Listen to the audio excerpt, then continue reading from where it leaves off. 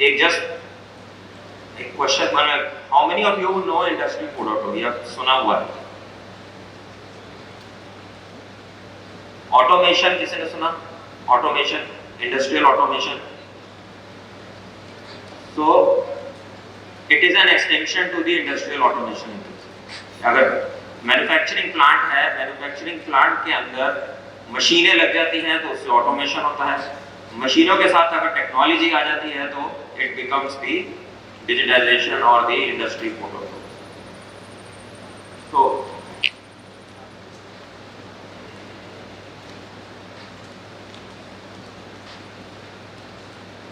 मैं अपने बारे में थोड़ा बाद में बताऊंगा हम नेस्कॉम में करते क्या है. First basically I will start with अभी एक्चुअली प्रॉब्लम क्या है कंट्री में. जो जितनी भी बड़ी बड़ी मैन्युफैक्चरिंग कंपनीज हैं, अगर आप बोलिए मैन्युफैक्चरिंग कंपनीज अगर 2-3 हज़ार करोड़ से ऊपर की जो भी कंपनी है, वहां पर डिजिटाइजेशन एटलीस्ट 3-4 साल पहले स्टार्ट हो गया था.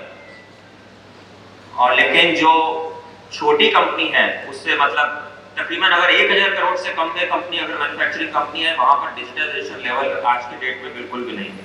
तो ये जो एक डिफरेंस है बड़ी कंपनी में और छोटी कंपनी में, it is creating a huge disparity.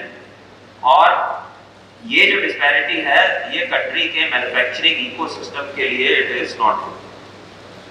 Why it is not good is because ऐसा होता नहीं कि लार्ज मैन्युफैक्चरिंग कंपनीज जो होंगी वो सिर्फ अपने में काम करेंगी और जो छोटी कंपनी होगी वो अपने में करेंगी. कहीं ना कहीं सप्लाई चेन की बात हो रही थी पिछले सेशन में. सप्लाई चेन के थ्रू लार्ज कंपनीज और एमएसएमई कंपनीज आपस में हमेशा कनेक्टेड रहेगी because they will use each others products. कोई रॉ मटेरियल लेगा तो कोई सप्लाई करेगा, तो देयर इज अ डिपेंडेंसी.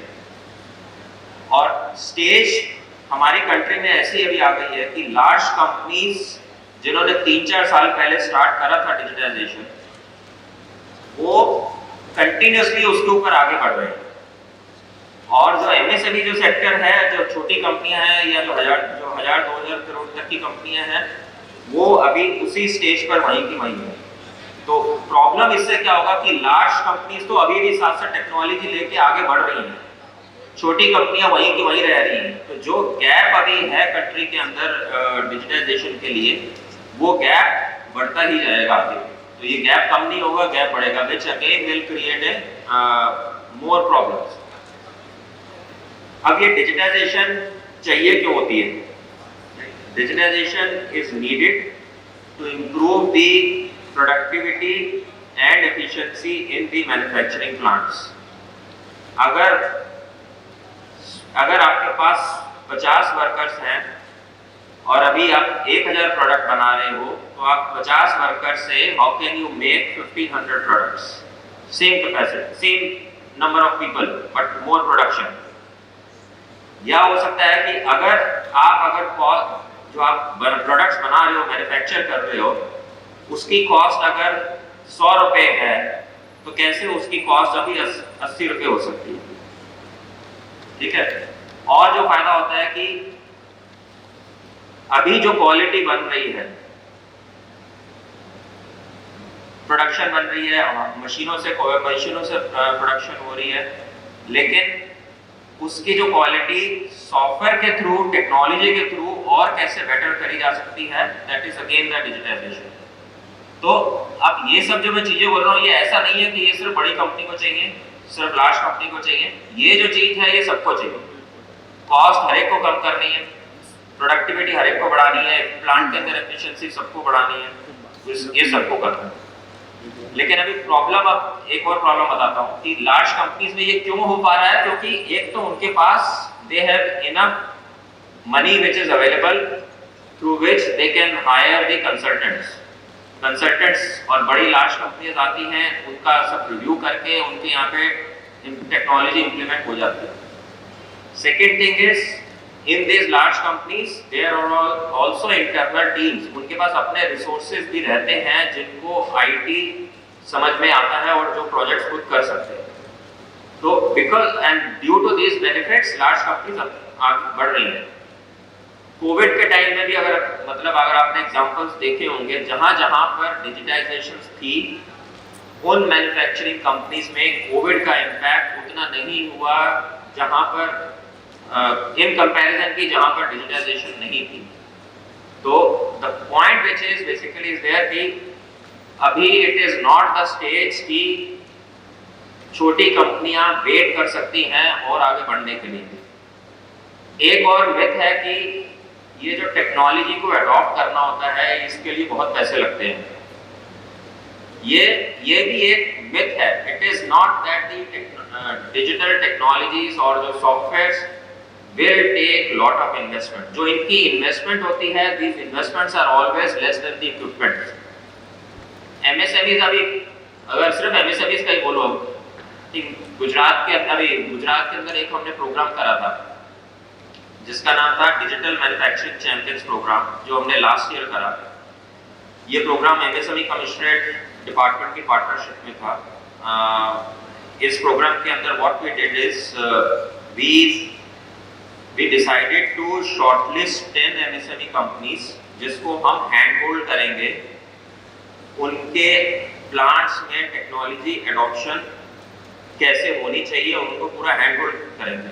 उसके लिए प्रोग्राम बनाया था डिजिटल मैन्युफैक्चरिंग चैंपियंस। और इस प्रोग्राम के लिए गुजरात के हम हर क्लस्टर में गए। वैसे हमारे सेंटर बेसिकली गुजरात के अंदर सिचुएटेड है। We are Mascom centre of excellence situated in Gujarat. This center was created with help of Ministry of Electronics and IT and Gujarat government. So it's a center and state partnership and for which the center has been created by them to drive the adoption of digitization in the manufacturing sector in the country।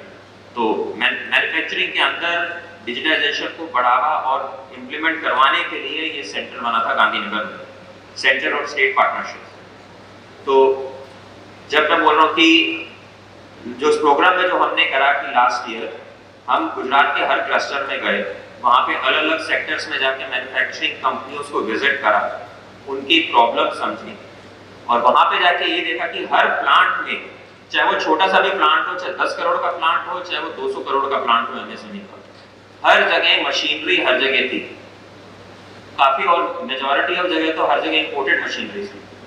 तो crores of rupees are definitely being spent on the automation part of it। automation क्या मतलब, आप machinery लगा दो plant के अंदर, जो काम इंसान कर रहा है, ह्यूमन कर रहा है, वही काम मशीन करेगी। और वो क्यों लगती है? क्योंकि उससे प्रोडक्शन बढ़ जाती है, क्वालिटी इंप्रूव हो जाती है, और क्योंकि प्रोडक्शन बढ़ेगी तो पर जो कॉस्ट होगी पर यूनिट वो भी फिर उसमें कम हो जाती है। तो ये फायदा था। लेकिन उन किसी भी प्लांट में कहीं पे भी सॉफ्टवेयर्स नहीं थे। अब जो होता क्या है कि सॉफ्टवेयर्स के थ्रू भी प्रोडक्शन कैपेसिटी और कॉस्ट को कम करा जा सकता है, जो कि एक टेक्नोलॉजी है और उसको समझने के लिए जो रिसोर्सेज हैं वो छोटी कंपनीज में नहीं है।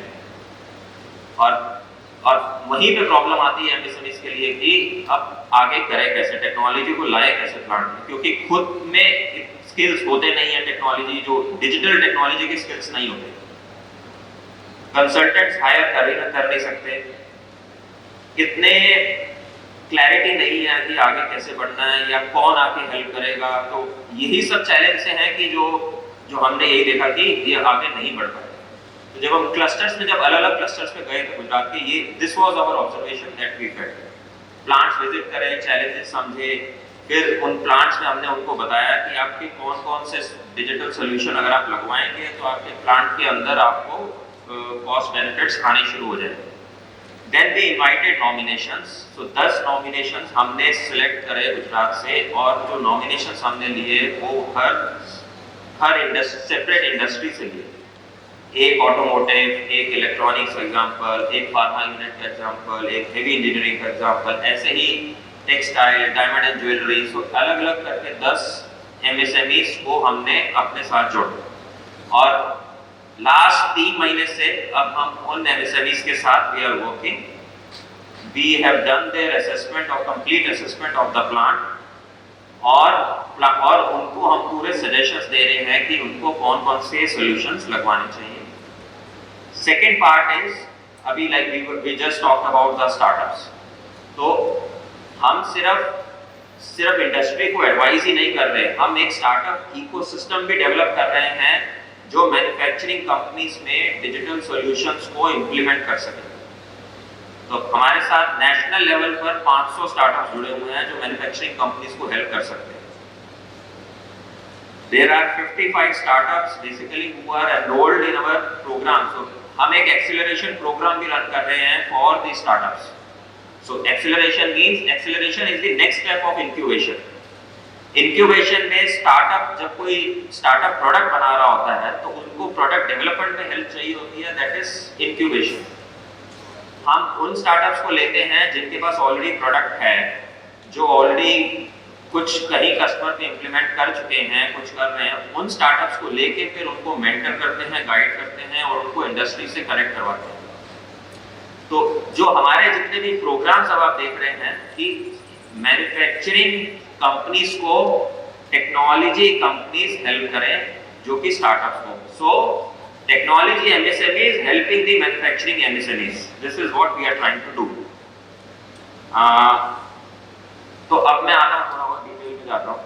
ये थोड़ा सा ये स्लाइड्स मैंने एक्सप्लेन अभी आपको कर दी थी। तो ये बेसिकली जस्ट एक डिफरेंस समझा रहा हूँ between the automation and the digitalization. Automation में जितना भी फोकस जो होता है वो पूरा ह्यूमन को कैसे हम रिप्लेस कर दें मशीन से, ताकि मशीन मैन्युफैक्चर करना शुरू हो जाए, जिससे कि प्रोडक्शन ज़्यादा हो जाए, एक दिन की प्रोडक्शन बढ़ जाए, क्वालिटी इंप्रूव हो जाए। तो जितने भी सारे जो फोकस रहते हैं ऑटोमेशन का, ह्यूमन को मशीन से रिप्लेस करो, करेक्ट, ये होती है ऑटोमेशन। डिजिटाइजेशन में क्या होता है कि ह्यूमन भी रहता है, मशीन भी रहती है, और ह्यूमन और मशीन आपस में बात कर सकते हैं, ठीक है। That is basically is the industry 4.0। It is मतलब क्रूड, एक बहुत क्रूड लैंग्वेज में आपको अगर मैं बताऊं कि ह्यूमन बीइंग और मशीन अगर आपस में बात कर सकें सॉफ्टवेयर के through, that is called industry 4.0। It is called interconnected system, जिसमें आपका पूरा प्लांट कनेक्ट हो जाता है। वर्कर्स कुछ इंस्ट्रक्शंस देंगे, वो मशीन के पास जाएगी, मशीन उस इंस्ट्रक्शंस को प्रोसेस करेगी, कुछ रिजल्ट्स बना के वापस मशीन ह्यूमन को देगी। उसके बेस पे जो ह्यूमन है वो कुछ डिसीजन लेगा प्लांट के बेनिफिट के लिए, वो डिसीजन लिया जाएगा, या कुछ डिसीजंस मशीन अपने आप ही ले लेती है। आजकल जो एआई का ज़माना है, एआई जो टेक्नोलॉजीज है, उससे जो मशीन अपने आप डिसीजंस भी ले लेती है, तो डिसीजन मेकिंग पावर भी आ रही है, और that is where the productivity increases. कि एक और एक 11 बनेंगे, एक और एक 2 नहीं बनेंगे, करेक्ट। मशीन का और ह्यूमन जब साथ में काम करेगा तो एक और एक 11 बनेंगे, और उससे जितने भी बेनिफिट्स हैं वो आने शुरू होंगे प्लांट्स के अंदर। तो ये जो पूरा जो एक कॉन्सेप्ट है, दिस कॉन्सेप्ट बड़ी बड़ी हर कंपनी में आज के डेट में इंप्लीमेंट हो चुका है, या और बड़े लेवल पर हो रहा है। ऐसी अगर 2-3 हज़ार से ऊपर करोड़ की कंपनी में जाएंगे, ऐसी कोई कंपनी नहीं मिलेगी जहां पे कॉन्सेप्ट के बारे में अभी शुरू नहीं हुआ।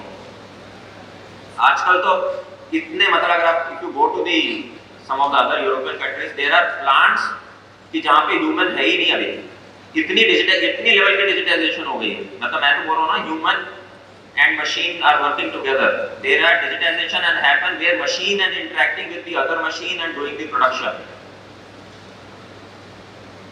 आप एक प्लांट ऐसा भी, मतलब आप प्लांट पे जाओ, आपको सब जगह अंधेरा दिखेगा, आप जाके लाइट ऑन जाओगे तो लाइट जल जाएगी, देखेंगे मशीन चल रही है, प्रोडक्शन हो रही है। At that level of digitization is also there. We are not saying कि हम उस लेवल पर अभी हम पहुंचेंगे, कब पहुंचेंगे, doesn't matter. What we want is हम कम से कम इतना कैपेबल हो जाएं कि हम सिर्फ हार्डवेयर का फायदा ना लें, सिर्फ मशीन का फायदा ना लें, मशीन और हार्डवेयर, मशीन और सॉफ्टवेयर दोनों का फायदा लें, ताकि हमारी कॉस्ट, हम अपनी कॉस्ट को कम कर सकें। कॉस्ट कम करेंगे तो हमारी ग्लोबल कॉम्पिटिटिवनेस बढ़ेगी, हमें बेटर एक्सपोर्ट ऑर्डर बनेंगे, हमारी कॉस्टिंग कम होगी, तो हमारे अगर प्रोसेसेस अगर इम्प्रूव होंगे तो हम प्लांट्स के कैपेसिटी भी इम्प्रूव कर पाएंगे उससे।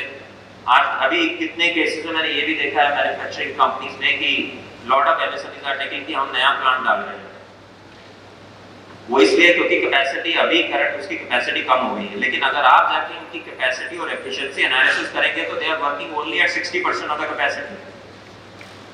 वो 60 से 100 तो अभी वैसे भी अभी चाहे तो कर सकते हैं कुछ उसी में इन्वेस्ट करके, लेकिन क्योंकि वो ये सब चीजें नहीं पता तो दे स्टार्ट इन्वेस्टिंग, ठीक है एक और प्लांट डालेंगे वहां पर प्रोडक्शन बढ़ाएंगे, right. So this is a very important concept जिसको समझना बहुत जरूरी है सबके लिए भी और कंट्री के लिए भी। मेक इन इंडिया की अगर हम बात कर रहे हैं तो मेक इन इंडिया बिना डिजिटाइजेशन के, बिना टेक्नोलॉजी के नहीं हो सकती।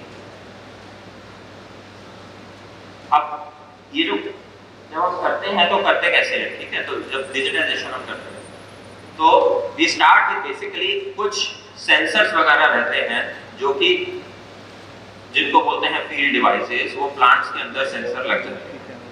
वो सेंसर डेटा कलेक्ट करते हैं। डेटा कलेक्ट मशीन से भी आ सकता है या डेटा कलेक्ट बेसिक या तो मशीन का डेटा आ जाएगा या फिर प्रोडक्शन का डेटा आ जाएगा या फिर एनवायरनमेंट का डेटा आ जाएगा या मशीन के किसी पैरामीटर का डेटा आ जाएगा। फॉर एग्जांपल एक मशीन चल रही है, मशीन में कितनी वाइब्रेशन हो रही है, वो सेंसर उस वाइब्रेशन को सेंस करेगा और वो सिस्टम में दे देगा। उसके बाद फिर जो है डेटा एक्विजिशन हो गया, ठीक है, डेटा एक्विजिशन हो गया, उसके बाद उस डेटा को प्रोसेस करा जाता है। मतलब ये बहुत हाई लेवल पे आपको मैं डिजिटाइजेशन बता रहा हूँ क्या होता है। डेटा को प्रोसेस करा जाएगा। प्रोसेस मतलब कई तरह का डेटा आ गया कि मशीन का डेटा आया या प्रोडक्शन का डेटा आया, क्वालिटी से रिलेटेड डेटा आया, उसके बेस पे आप कुछ प्लांट्स के अंदर बेसिकली उसको इंफॉर्मेशन प्रोसेस करोगे and then you will basically start taking the decision. तो वो फिर जो डिसीजन मेकिंग होती है वो बेसिकली वो सॉफ्टवेयर करते हैं, जो एआई और जो सॉफ्टवेयर, तो they do the decision making. Now अब अगर सॉल्यूशंस के बारे में बताता हूँ, कुछ सॉल्यूशंस मतलब एग्जांपल ऑफ सॉल्यूशंस की कैसे होती है डिजिटाइजेशन। एक एग्जांपल मैं बताता हूँ क्वालिटी से रिलेटेड। अभी हर प्लांट में जो प्रोडक्ट बनता है आइदर ड्यूरिंग द प्रोडक्शन या जो प्रोडक्शन के बाद में, उसका ह्यूमन बेसिकली उसको इंस्पेक्ट करता है, देखता है कि ठीक से बना है नहीं बना, उसकी डायमेंशन ठीक है कि नहीं, कोई उसमें डिफेक्ट तो नहीं है। वो हर प्लांट में इंस्पेक्शन होता है।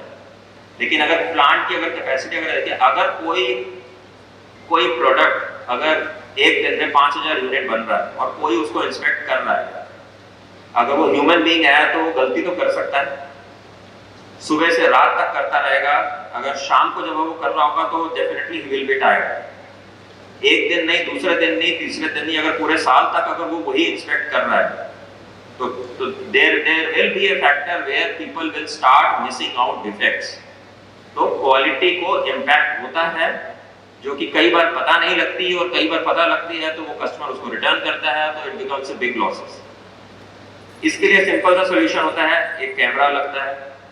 कैमरा जहां पे प्रोडक्ट होता है, प्रोडक्ट के ऊपर कैमरा लगा दिया, कैमरा फोटो खींचेगा, सॉफ्टवेयर को फोटो भेजेगा, सॉफ्टवेयर उसको एनालाइज करेगा कि इसके अंदर डिफेक्ट है नहीं, वापस सिग्नल भेज देगा कि इसमें डिफेक्ट है, तो वहां पे वो सिग्नल आ जाएगा इस प्रोडक्ट में डिफेक्ट है। अब अगर कैमरा और मशीन आपस में काम कर रही हैं तो वो थकने वाली नहीं है।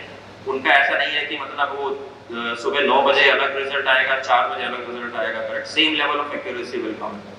So, I am not saying that this will help you in reducing the manpower.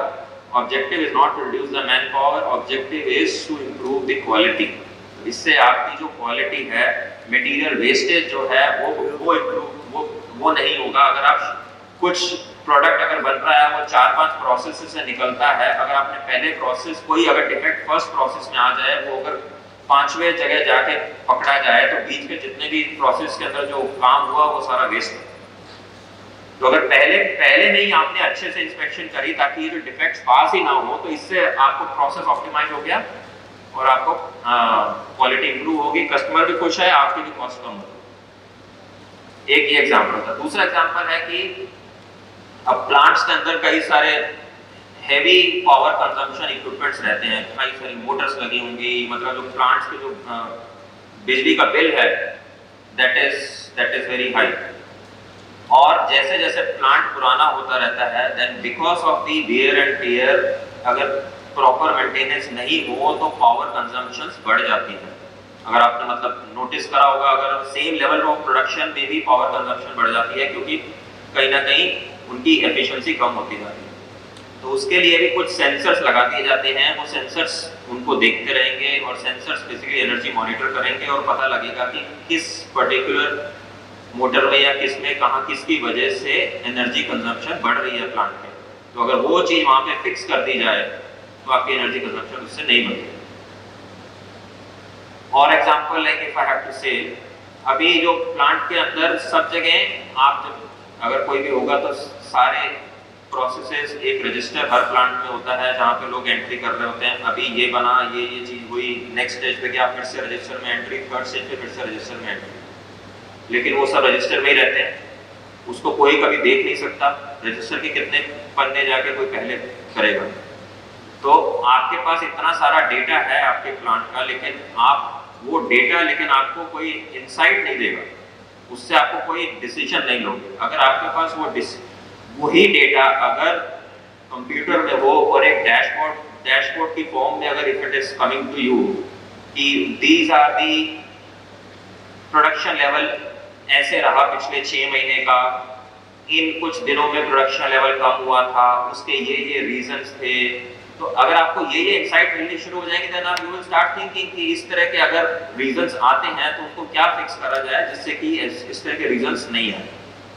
दूसरा, आपको पूरा इन्वेंट्री की क्लैरिटी मिलेगी, अभी मेरे पास कितनी इन्वेंट्री है, कितनी इन्वेंट्री वर्क इन प्रोसेस है, कितना फिनिश गुड्स है, everything will be there on your fingertips. और इसके लिए बोला कि एक होता है कि ईआरपी लगवा लीजिए आप, other than the ERP there is a thing कि टैब्स के अंदर एक सॉफ्ट मतलब एक ऐप डाउनलोड करिए, ये एक ऐप्स ऐसी आती हैं, टैब्स में ऐप डाउनलोड करिए, उसमें आप अपने डेटा एंट्री करिए, वो डेटा बेसिकली हर जगह स्टोर होता रहेगा और आपको डैशबोर्ड्स मिलते रहेंगे।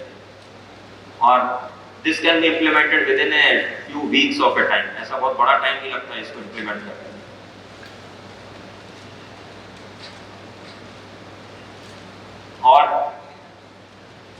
और सॉल्यूशन जो मैं बताऊं मतलब कि एआई और एनालिटिक्स का ये सॉल्यूशन थोड़े से और मतलब मैच्योर स्टेज पर यूज होते हैं कि कई बार होती है मशीन्स के कुछ पैरामीटर्स सेट करने होते हैं, आपका एक प्रोसेस है, उस प्रोसेस में कुछ पैरामीटर्स सेट करने होते हैं जो आपने अपने हिसाब से एक सेट कर दिया और वो चलते चले जाते हैं। लेकिन इट इज पॉसिबल कि अगर उन पैरामीटर्स को मॉनिटर करके 6 महीने का डेटा लेके उसको थोड़ा सा वेरी करके उसको मैथमेटिकल मॉडल से अगर एनालाइज करें तो वो पैरामीटर्स वो रिफाइन हो जाते हैं। उससे क्या होगा कि जो फाइनल आउटपुट बन रहा है वो बेटर आउटपुट आएगा, मतलब वो पैरामीटर की ऑप्टिमाइजेशन हो सकती है। Other solution can be the condition monitoring, मतलब अगर आपके प्लांट में कुछ अगर मशीन्स हैं which is of very critical कि अगर वो मशीन ब्रेकडाउन हुई तो प्लांट आपका उस दिन नहीं चल रहा, कुछ ऐसी मशीन्स रहती हैं क्रिटिकल जो भी बहुत एक्सपेंसिव मशीन्स होती हैं, उसकी अगर रेगुलरली अगर एक कंडीशन मॉनिटरिंग करी जाए, कंडीशन मॉनिटरिंग मतलब अगेन भी वहां पर सेंसर लगा दिए जाएंगे, सेंसर डेटा भेजेगा और रेगुलरली पता लगता रहेगा कि जो प्लांट जो उसके जो मशीन्स हैं वो किस लेवल पर काम कर रही हैं, और वो एक प्रिडिक्ट कर सकता है कि ये जो मशीन है अगले 10 दिन में हो सकता है ये ब्रेकडाउन हो जाए। तो अगर वो पहले से एक सिग्नल्स मिल जाएंगे तो उनकी फिर एक मेंटेनेंस करके जो ब्रेकडाउन है वो अवॉइड करे जा सकता है। So these are the few examples which I am telling of the digitalization, और ये बहुत ही basic examples हैं, ये मतलब these are not I am saying कि ये advanced level की कुछ है, मतलब these are the things which are very very few examples कि आप इसको मतलब करवा सकते हैं। और उसके बाद then there is at the next level तो then there are a lot of things। तो अब अगर ये implement करवाना होता है तो उसके लिए implement का प्रोसेस क्या रहता है, अगर आपको जैसे इंप्लीमेंट करवाना रहेगा तो आप क्या क्या चीजें इसमें करोगे। सबसे पहला है कि आप समझोगे कि मतलब पहले अपने थोड़े डिजिटल स्किल्स डेवलप करने होंगे ताकि आप समझ पाओ कि टेक्नोलॉजी हेल्प कैसे कर सकती है। सेकेंड लेवल पे भी कि देन एक असेसमेंट रहता है कि असेसमेंट मतलब आपके अभी वाले प्रोसेसेस कैसे हैं, क्या टेक्नोलॉजी आप यूज कर रहे हैं, ऑर्गेनाइजेशन में किस तरह के स्किल्स हैं, क्या लोग कर रहे हैं, तो एक current level of plant assessment रहता है और उसमें चैलेंजेस अभी क्या क्या हैं। When you are able to identify those challenges, after that basically you basically work within the teams and come up with an ideas of what kind of possible solutions can be there for the challenges, what can be possible digital solutions can be there. वो जब solutions design होंगे उसके बाद then you will have to basically start looking up with these startups who can actually work. There are a lot of technology companies also who basically can work, and then there are a lot of startups also who can work. Now it depends basically आप कितने mature level के companies में जाएंगे. Large companies भी वो करेंगे, उनके costing थोड़ी ज़्यादा होगी. स्टार्टअप से करेंगे तो उनका कॉस्टिंग डेफिनेटली काफ़ी रीजनेबल रहेगी. और सॉल्यूशन डिप्लॉय हो गया, एक बार आपने रिजल्ट, आपने सॉल्यूशन लग गया, then you will start monitoring कि अभी आपको इसमें कितने बेनिफिट मिल रहे हैं, right? So how much investment you did, and then how much, what are the cost savings or the productivity improvements that you are getting in the plants. Now अभी हम basically क्या करते हैं कि कंसिडरिंग एमएसएमईज के पास अभी उतने skills नहीं हैं, तो हमने अपना एक प्रोग्राम बनाया है, जो पहले मैंने आपको प्रोग्राम बनाया था जो गुजरात में हमने करा. अब हम उसी प्रोग्राम को अब हम नेशनल लेवल पर लेके जा रहे हैं, जिसका हमने एक फोरम बनाया है, smart manufacturing forum. Under this forum we will bring together, जैसे गुजरात में 10 कंपनी के साथ करा था, वही चीज हम नेशनल लेवल पर 100 companies के साथ is our plan. So we will basically form a forum of 100 to 150 companies at a national level with whom we will work closely and then help them, these companies, in 3 ways. First is basically the building the digital skills. Digital skills बनवाने के लिए उसमें help करेंगे, which is basically regularly we will be doing sessions on the technology. और जो sessions रहेंगे वो leadership के लिए अलग सेशंस रहेंगे, और जो उनकी टीम्स के लिए मैन्युफैक्चरिंग कंपनी की टीम्स के लिए अलग सेशंस रहेंगे. So detail level sessions and higher level sessions which we will be doing regularly. Master classes रहेंगी, ऑनलाइन लर्निंग सेशंस रहेंगे. So there are different kind of a skill enhancement or training sessions that we will do for these 100 set of companies. So that is basically the step 1. Step 2 is when the companies feels that there are some challenges that the companies are having and they would want to adopt some of the solutions, then basically we go to their plants, do a 2 days of a detailed level of an assessment. एक process को समझकर कहाँ पर cost ज़्यादा जा रही है, किस, whether energy cost is more, whether the material cost is more, whether the labor cost is more, in which areas the cost is more. We will do a deep analysis and then we will do a come up with a recommendation कि अब वो cost improve करने के लिए which what kind of solutions basically should be put in. So that's the first step of the hand-holding. Second step is basically जब वो solution identify होंगे, then we will do a design thinking workshops. आपने अगर not sure whether if you have heard of this, design thinking is an approach to find a problem to a solution. It's a human-centered approach to find a solution for the problem. So design thinking workshop करते हैं, उसमें companies के हर level के लोगों को साथ में लाके उनके ब्रेनस्टॉर्मिंग होती है and then the solutions gets design. उसका फायदा ये होता है कि मेनी टाइम्स इट हैपेंस कि सॉल्यूशन डिप्लॉय हो गया लेकिन टीम्स ने यूज ही नहीं किया. तो अगर सॉल्यूशन डिजाइन अगर वर्कर और मैनेजमेंट मिल के करेगी, so there is a high chance कि वो सॉल्यूशन यूज भी होगा और उससे रिजल्ट्स भी आएंगे. So once the solution design happens, then basically we create the requirement specifications, और वो requirement specifications हम startups को जो हमारे साथ जुड़े हुए हैं उनको प्रोवाइड करते हैं. एंड उनसे जो हमें लगता है कि जो startups are the best one to work on that kind of solutions, उनसे technology proposals बनवा के then basically we will have those startups present to the companies जो MSMEs हैं, and then the solution deployment happens. Basically तो जो commercials होंगे that will be between the startup and the manufacturing company directly.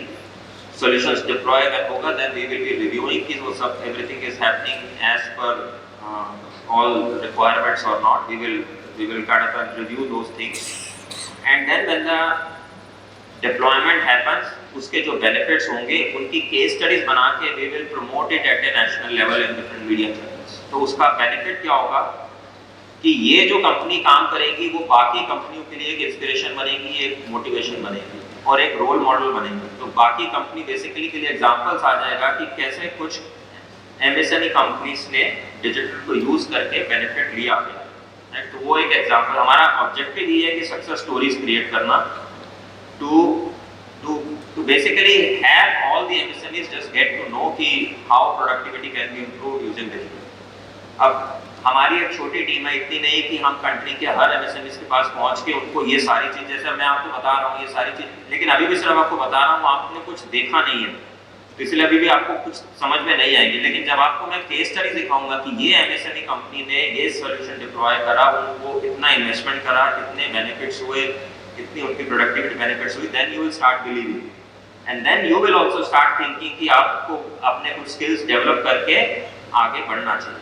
Right? तो इसीलिए objective यही है कि अगर कम से कम 100 सक्सेस स्टोरीज भी अगर हम कंट्री के अंदर बना दें तो अब मैन्युफैक्चरिंग एमएसएमईज अगर रीजनेबल लेवल पर ही इंडिया में 6 लाख है मिनिमम, और ज्यादा हो सकते हैं। गुजरात में आज देखा कि देयर आर, और in Daman only there are 7000 MSMEs.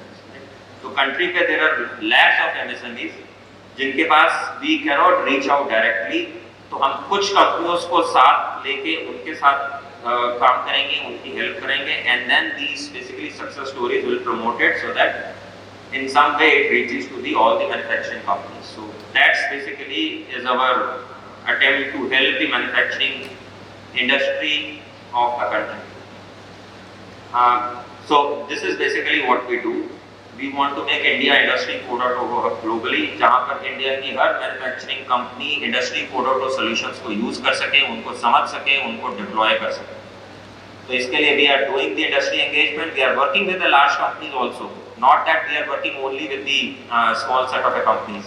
हमारा separate programs हैं for the large companies because large companies में there are lot of other needs of the innovation for which also we have a separate programs. For the MSME sector, this is the program that we have which we are doing.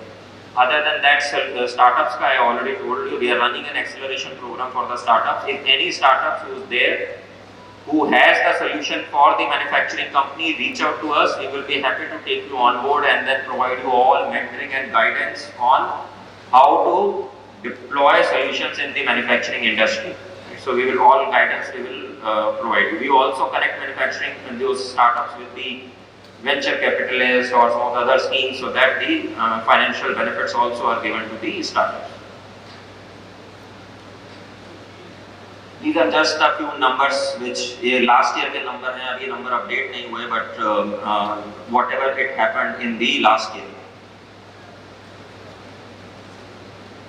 तो ये जो slide है, ये जो program का मैं आपको बता रहा था कि this is a forum that we have launched for the, this is open for the companies whose revenue is 1000 crore and below only. This is not applicable for 1000 crore and above because this is a very highly subsidized kind of a model. We will be actually acting as a consultants to the companies in this bracket जिनके पास access नहीं होता consultant का, उनके साथ closely काम करके then we will be helping the companies in the 3 ways. First is the digital skills building and the capacity building. Second is the hand holding to the companies. Third area is the promoting the success stories internationals so that the companies who implement the solution they also get visibility. उन companies की भी branding होगी, अगर company का promote हो रहा है तो उस company का भी नाम बाकी countries बाकी country में जाएगा। So that's the other benefit that the company gets. अब एक video है which will basically explain this program.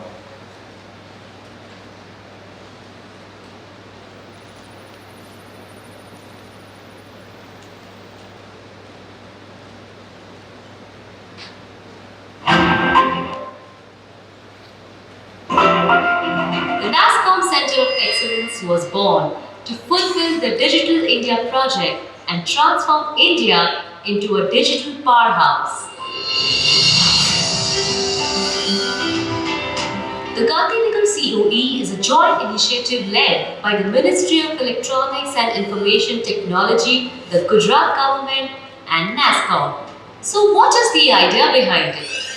The idea is to build an ecosystem of manufacturing enterprises, startups, technology companies, research organizations, academia, and government to co-create AI and IoT-led digital solutions. At COE, we aspire to redefine enterprises, entrepreneur engagement.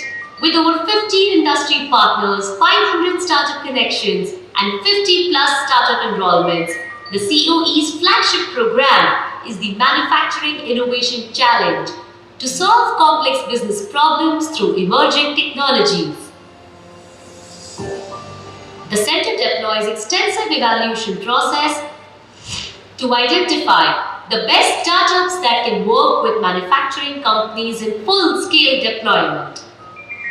With a focus on building next-generation deep tech startups, COE runs Growth Accelerator Program, GrowX, where startups are mentored from industry experts and get connected to industries for business opportunities and funding. Another successful initiative is the Digital Leaders Meetup that brings together industry leaders to share their experiences of digital adoption. COE also runs the Digital Innovators Meetup, where deep tech startup founders discuss their challenges and get to meet industry experts. MSMEs are the backbone of the Indian economy. The NASSCOM COE is also running a special program to boost MSMEs. The Udyam 4.0 program helps MSMEs to identify areas where they can utilize cost-effective and easy-to-deploy digital solutions to improve productivity, efficiency, and safety. In the very first of its kind, the center has created a virtual platform, Smart Manufacturing Competency Center, SMCC, where manufacturing leaders can experience end-to-end digital solutions being showcased by technology companies and startups. At NASSCOM COE, we are committed to India's future. As the country takes its next big leap towards digitization, NASSCOM leverages the power of the startup community and experience of the large companies to provide an ecosystem for innovation to successfully thrive. We welcome you to join the largest collaboration platform for technology-led manufacturing transformation.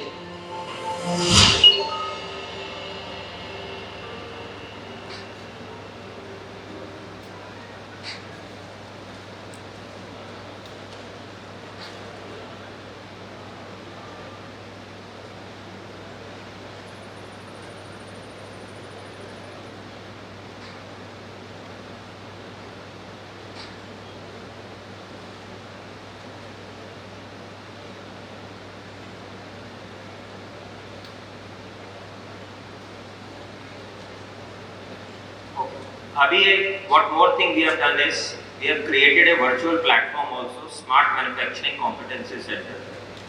In this platform, there are multiple kind of a digital solutions are being demonstrated. So, एक virtual exhibition center ने हमने बना दिया है permanent, जिसमें any manufacturing leader can come in, they can come and then they can see the solutions which are being demonstrated by these startups.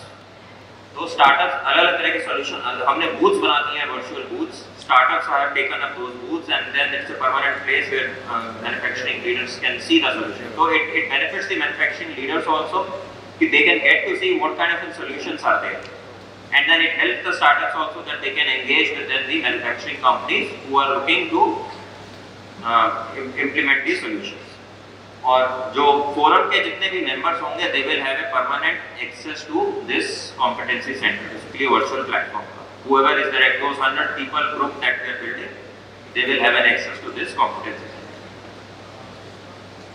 Now, so there are 3 levels of, basically we will be working in multiple ways because every company might not want to implement these solutions immediately. कुछ company है कि जिनको सिर्फ skill development करवाना है अपना digitisation के लिए. So for that there is a first level which is basically DigiNext, where we will be doing a regular sessions for the leadership. Separately master classes होंगी जिसमें हम we will tell them कि how to use the technology to save the cost. It will be at that level. और कुछ sessions रहेंगे जो teams के लिए होंगे, वो monthly sessions रहेंगे जिनको उसके अंदर बताया जाएगा कि specific solutions deploy करने के लिए क्या क्या करना चाहिए.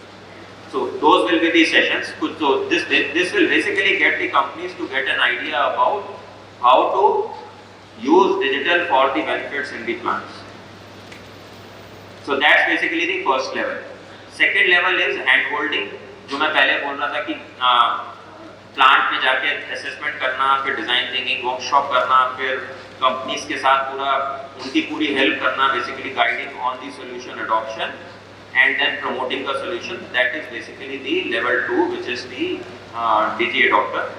Third is the, if any company, this is third level is more for a companies which are above say 500 crores or 1000 crores, so who are really looking for some long term vision, जिनको अपना 3 से 5 साल का एक technology road map बनाना है कि अगले 3 से 5 साल में क्या क्या करना चाहिए उनको, किस तरह से प्लांट को अपने एक स्टेज से दूसरी स्टेज पर लेके जाना. एक अगर लेवल पर काम कर रहा है प्लांट, अगले 3 साल में उस प्लांट को कैसे then you have to take it to the next level. So that is basically a third level of thing that we have. So we plan to have 100 companies under these 3 levels at a national level, and we will basically, the way we did it earlier last year in Gujarat, same model now we are taking it to the all over the country. We will be doing this awareness session in every other states also, and idea is for every state identify few companies who would want to be part of this group of 100, and then we will work with these 100 companies to create the success stories which can help the other MSMEs and these MSMEs also. So that's what I had to talk about. Thank you very much for inviting me. Produce करती है, तो अगर आप filter करते हैं तो light automatic जल जाती है. उसके बाद फिर सर क्या, जैसा जो आप ऑटोमेशन के बारे में, जो रोबोट के बारे में बता रहे हैं sir, can you tell me one second. जैसे सर ये प्रोडक्शन एरिया है और वहाँ पर सर वर्कर्स काम करते हैं, आई मतलब सर हम ये चाहते हैं कि sir without workers only robot काम करें, तो सर हाउ कैन पॉसिबल. मतलब आप कह रहे हैं कि वर्कर हो तो लाइट जल जाए, वर्कर नहीं हो तो लाइट बंद हो जाए, कुछ ऐसा बोल रहे हैं? स्मार्ट नहीं सर, मैं ऐसा नहीं बोल रहा हूँ, वर्कर्स तो है सर. हाँ, अभी तो काम कर रहे हैं जैसे ऑटोमेशन सर. हाँ, जो वहाँ पर वर्कर्स नहीं है और अंधेरा, आपने बताया सर कि अंधेरा रहेगा, अगर कोई जाएगा तो लाइट जल जाएगी, कंपनी हमारी मशीन चलेगी. वो तो मैं एक एग्जांपल बता रहा था कि वर्ल्ड में ऐसी कंपनी भी हैं जहाँ पे वर्कर अभी अंदर कंपनी में है ही नहीं और पूरा प्रोडक्शन चल रहा है, मशीनें अपने आप प्रोड्यूस बना रही हैं, एक स्टेप से दूसरे स्टेप पर हो रहा है बिना वर्कर के. उस लेवल की डिजिटाइजेशन भी हो चुकी है. मैं वो बोल नहीं रहा करने को यहाँ पर अभी, मैं तो जैसे एग्जांपल दे रहा था कि इतने लेवल की डिजिटाइजेशन भी हो चुकी है और हम अभी उस लेवल पर हैं, स्पेशली एमएसएमईज में, कि हम सिर्फ ऑटोमेशन पे ही डिपेंड हो रहे हैं कि मशीन हमारा कुछ काम कर दे ताकि हम मशीन को कुछ रॉ मटेरियल दें, आगे उसमें मशीन ने कुछ या तो प्रिंटिंग कर दी या ड्रिलिंग कर दी या बेंडिंग कर दी या और कुछ ऑपरेशन कर दिया, उसके बाद हम वहाँ से वो प्रोडक्ट उठाया, उसके बाद दूसरा ऑपरेशन करा, तीसरा ऑपरेशन करा, ये सब, और बीच बीच में ह्यूमन बींग्स आ रहे हैं एक जगह से दूसरी जगह उसको लेके जाए. करेक्ट, यही हमारे हर प्लांट में हो रहा है. मैं कह रहा हूँ कि कुछ प्लांट ऐसे भी हैं कि जहाँ पे वर्कर्स, बिना वर्कर के भी काम हो रहा है. हमें वो स्टेज पर नहीं जाना और जाने को नहीं बोल रहे, लेकिन मशीन और इंसान आपस में काम कर सके मिलके, बस ये बोल रहे हैं. बट सर हमारे इस कंपनी में वेलोन पॉलिशर कंपनी से बिलोंग करते हैं. हमारे कंपनी में सर कुछ ऑटोमेशन थे और पैकिंग एरिया, जैसे आपने बताया जो कि प्रोडक्ट्स के बाद जो प्रोडक्शन के बाद जो आता है हमारे ह्यूमन से लगते हैं, कुछ मिस्टेक भी कर सकते हैं, तो सर वो कुछ चला नहीं सर, तो कुछ ऑटोमेशन रिजेक्ट भी हो गया जो कि आदमी मशीनें लगी हुई है. तो सर उसके बाद कैसे सर, क्या अभी आपने बताया पावर इंजेक्शन जो करता है. हाँ, तो इसीलिए बेसिकली अब क्या है कि स्टार्टअप भी बहुत हैं या जिससे आपने करवाया होगा और ठीक से नहीं करा होगा, लेकिन ऐसा हो नहीं सकता कि चलेगा नहीं, तो वो आपके इम्प्लीमेंटेशन चैलेंजेस में हुआ होगा. Thank you sir.